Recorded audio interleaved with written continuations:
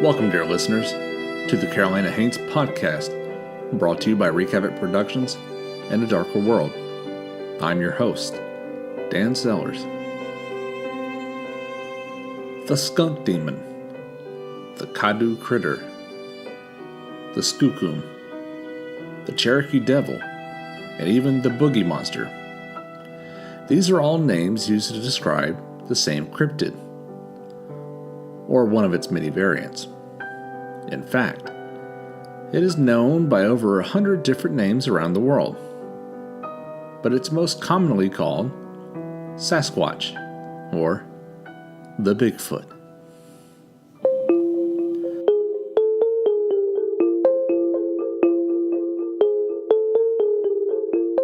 If the Loch Ness Monster is the Ferrari of the cryptid world, then the Bigfoot is the Lamborghini.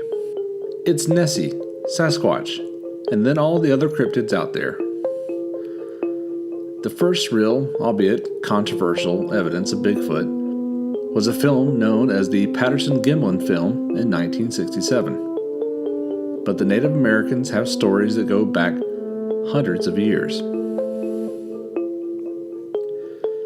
And as with so many of these topics, proponents of Bigfoot will undoubtedly think that every dartboard in a photograph or random knock in the woods is proof that there's a Bigfoot there.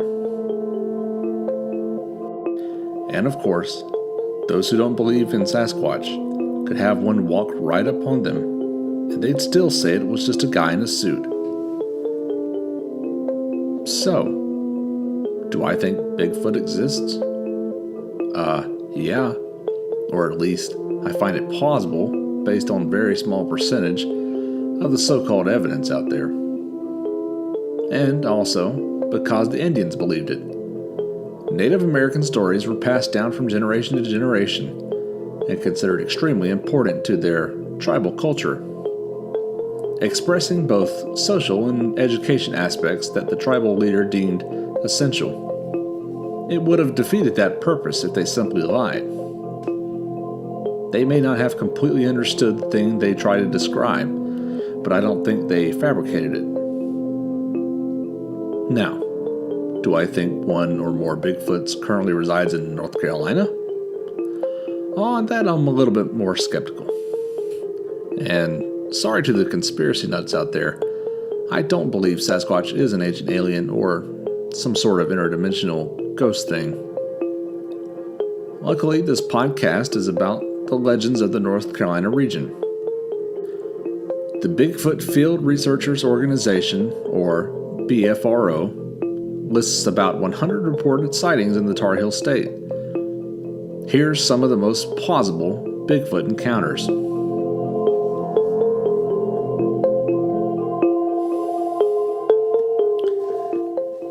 In Havelock, Carteret County, 1977. The area outside of Havelock, North Carolina is dominated by the Croatan National Forest.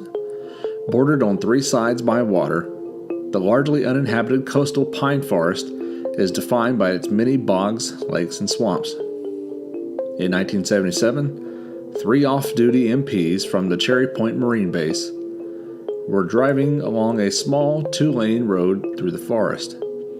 As the car turned a bend, all 3 saw a, quote, very large, dark figure, end quote, standing beside the road.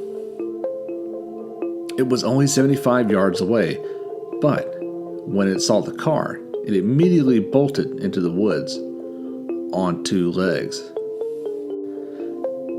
The officer stopped the car at that point, but saw no sign of whatever it was. Being unarmed, they did not want to get out of the car and explore the dense underbrush, looking for a 7-foot-tall animal. They honked the car's horn and yelled several times, waiting for a response. Receiving no answer, human or otherwise, they assumed that whoever or whatever, it did not want to be seen.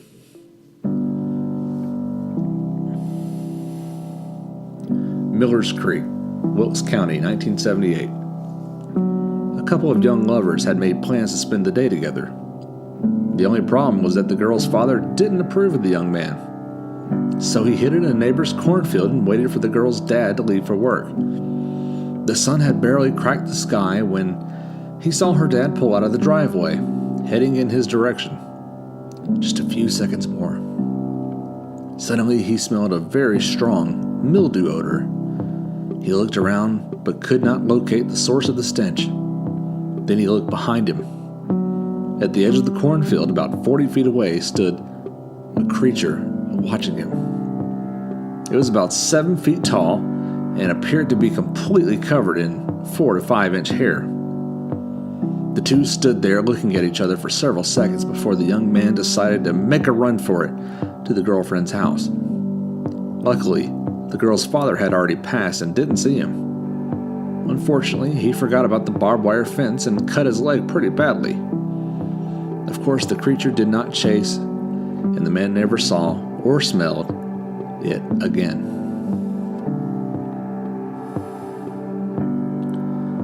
Elizabeth City, Pasquotank County, 1982.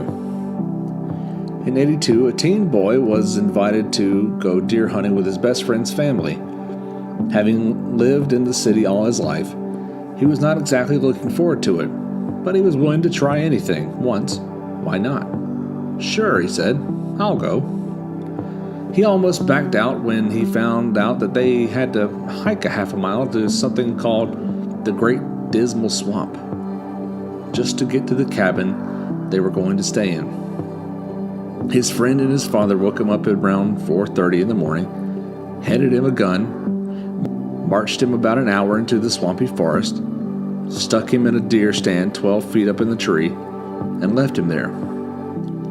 People actually do this for fun? But once he gave it a chance, it turned out to be an interesting experience. Once the sun came up and he could see it properly, it was peaceful and beautiful out there. All alone in the woods, he saw a few deer, although he couldn't bring himself to shoot any of them. He even saw a black bear walk by, but then he saw something else. Well, he didn't see anything at first, but he smelled it, like a dog that had been playing in the sewer. Then he heard the sound of someone walking through the woods. He thought at first that his friend had finally come to get him. But of course, I wouldn't be telling you about it if that's what had happened. It came into view about 50 yards from him and stood at least 7 feet tall. It stopped at a particular tree and started pulling leaves off it and eating them. Since he had seen a bear earlier, it was obvious that it was something different. For one thing, it had hands. It was selective about which leaves it was eating. The creature either didn't know or didn't care that the boy was there. It stayed a few minutes, then continued on its way. The boy, however, cowered in the deer stand until his friend came to get him.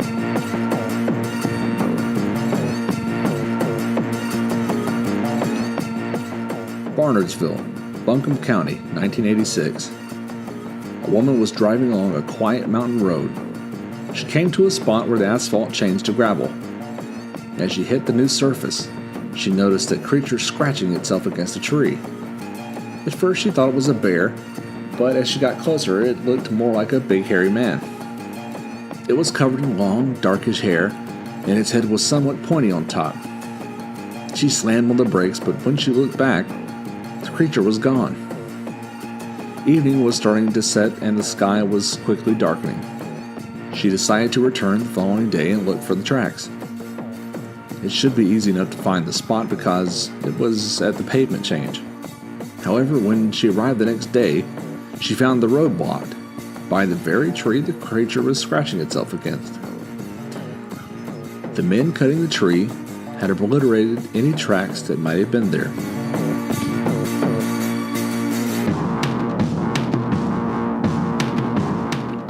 Fort Bragg, Cumberland County, 1989. Another sighting involving military personnel happened at Bragg. In fact, Fort Bragg has been the setting for a fair number of Bigfoot sightings over the years, but this one happened in August of 1989. A small group of soldiers were searching the grounds following the crash of a C-130 Hercules. Their search led them into an area of the base that hadn't been used in many years. Because there were so few of them, they were spread out from one end to the other. It at least 100 yards. One of the men found a large clearing. Along the tree line on one side of the clearing were several small hills overgrown by vegetation. The man investigated the small hills and discovered that they were abandoned bunkers. The forest had reclaimed them to the point that you had to be within 5 to 10 feet to realize what they really were. The man also found something else. In the soft sand surrounding one of the bunkers, he said, there were human-like footprints, very large human-like footprints. The man wore a 9.5 size shoe and claimed these prints were twice as long and 2 inches wider than his combat boots. When he met back up with his team, he tried to get them to go back with him to investigate. They responded with mockery and ridicule. The man still maintains his story today. After all, he says, why would someone go through the trouble of faking footprints or an extremely secluded area of a secure military base where no one might have ever seen them?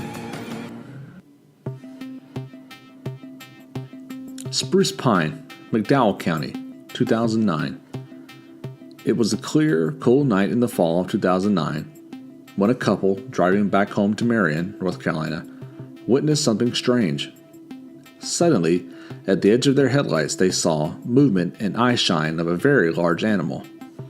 The woman instinctively slowed down and the man leaned forward in attempts to make out what it was and which direction it might go. It was too big to be a deer. Was it a bear?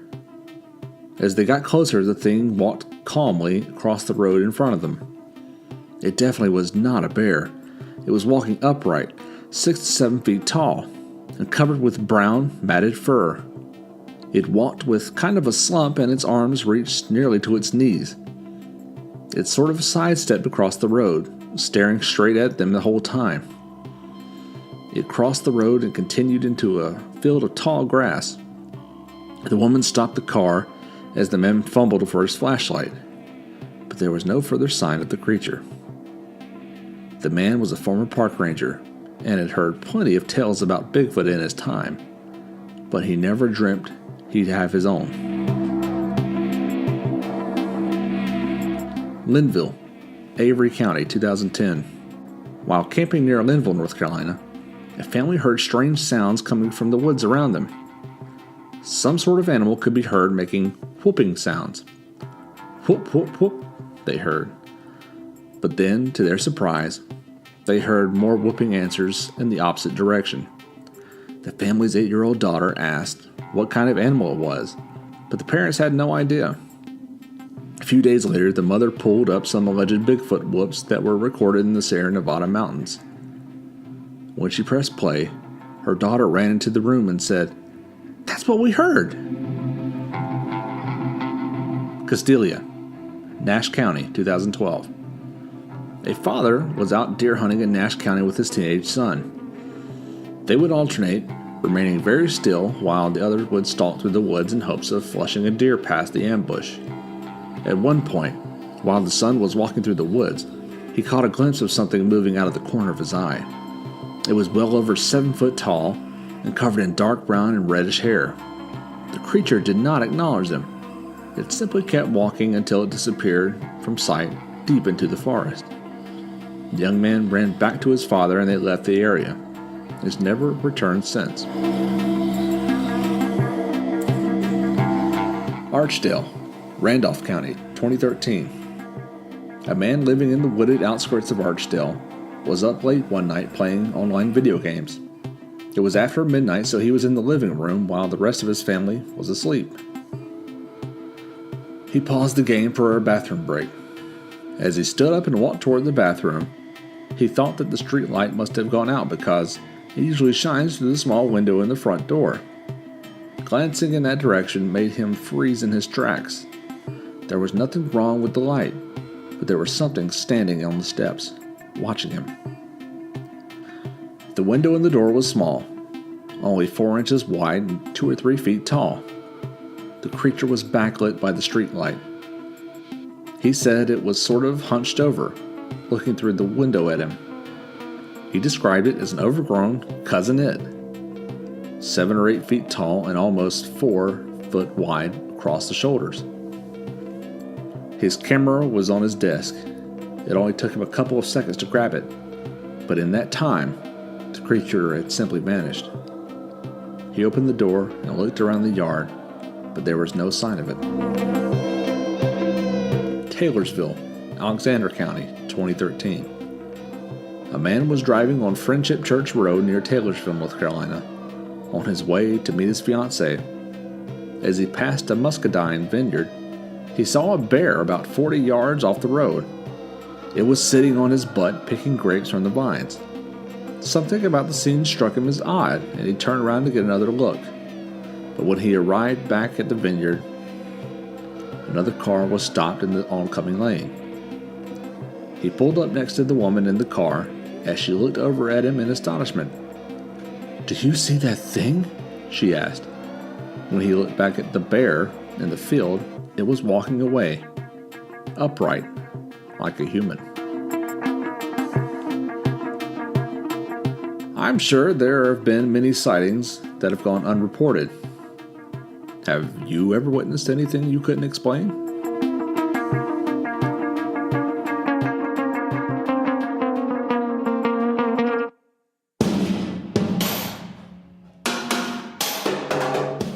To learn more about Bigfoot, and for more fun with the big and furry creature, you can visit the Cryptozoology and Paranormal Museum in Littleton, North Carolina. And be sure to check out the annual Western North Carolina Bigfoot Festival in Marion. This episode was researched and written by Jeff Cochran and was produced by me, Dan Sellers. You can find everything that Jeff's up to at his company at adarkerworld.com. And you can keep up with everything Wreak Havoc Productions is doing at wreakhavocproductions.com. As always, you can email me with any comments or concerns at wreakhavocproductions@gmail.com. You can find Carolina Haints on iTunes, Google Play, and YouTube. Please subscribe and leave us a review. And don't forget to share it with your friends. While you're at it, please consider contributing to all our endeavors at Patreon. Just go to patreon.com/wreakhavoc. We'll be back in 2 weeks with a new episode. Tune in then to hear more about the things that go bump in the night.